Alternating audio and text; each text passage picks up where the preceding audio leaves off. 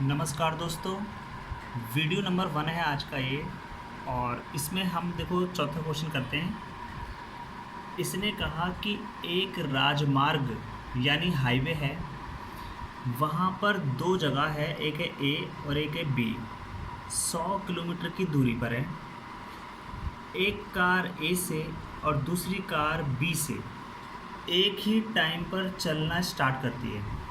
ठीक है, देखो मान लो कि जैसे ये हाईवे है हमारा और इसकी दूरी कितनी है 100 किलोमीटर। यहाँ से यहाँ तक ये 100 किलोमीटर है और एक कार ए से चलती है। तो मान लो एक कार है यहाँ से और एक कार ये है। तो एक कार ए से चलेगी, एक कार बी से चलेगी। आगे इसने क्या कहा देखो कि ये जो कारें हैं अलग अलग स्पीड से चलती हैं। चाल मतलब स्पीड, और एक ही दिशा में चल रही हैं। 5 घंटे बाद वो मिलेंगी जाके। तो बताओ दोनों कारों की चाल कितनी है। ठीक है, तो दोस्त देखो सबसे पहले ये कार इधर से चली, ये कार इधर चली, एक ही दिशा में चल रही है। ये इधर जा रही है और ये इधर जा रही है। ठीक है, तो दोस्त सबसे पहले समय कितना लग रहा है इन्हें, 5 घंटे।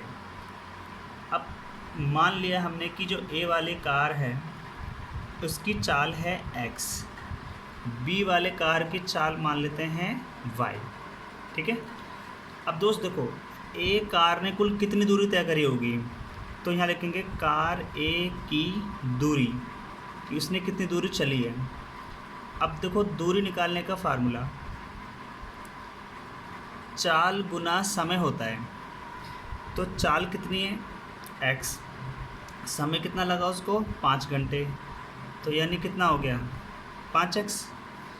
बी का निकालो, चाल गुना समय यानी कितना हो गया 5y। इस तरह अब इसके बाद अकॉर्डिंग टू क्वेश्चन करना है। तो देखो दोस्त सबसे पहले दोनों ने मिलकर के कुल कितनी दूरी तय करी होगी, कुल दूरी।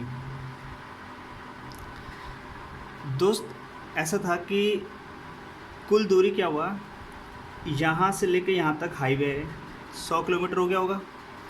अच्छा ए ने कितना मतलब चलाई दूरी, तो ए की चाल कितनी थी x, बी की कितनी थी y।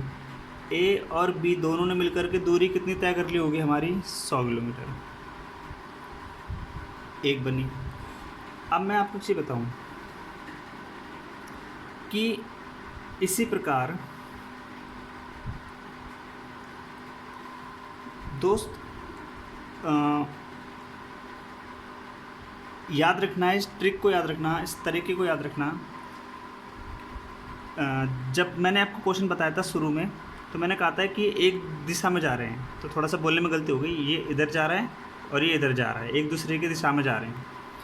तो उस टाइम पे पता है क्या होता है कि जैसे ए की दूरी और बी की दूरी जब दोनों एक दूसरे के अपोजिट जाते हैं उस टाइम पर क्या करते हैं, माइनस करते हैं। तो दोनों का माइनस करेंगे तो कितना आएगा 100। इक्वेशन नंबर कितनी बनी 2। अब सब कुछ आगे पहले की तरह ही है। ठीक है, जैसे हम वो लिखते थे ना पहले A1 B1 C1 लिखते थे, फिर सूत्र पे बिठाते थे, सॉल्व करते थे, ऐसे करना। ठीक है, तो इसको सॉल्व करो, अभी और मिलेंगे।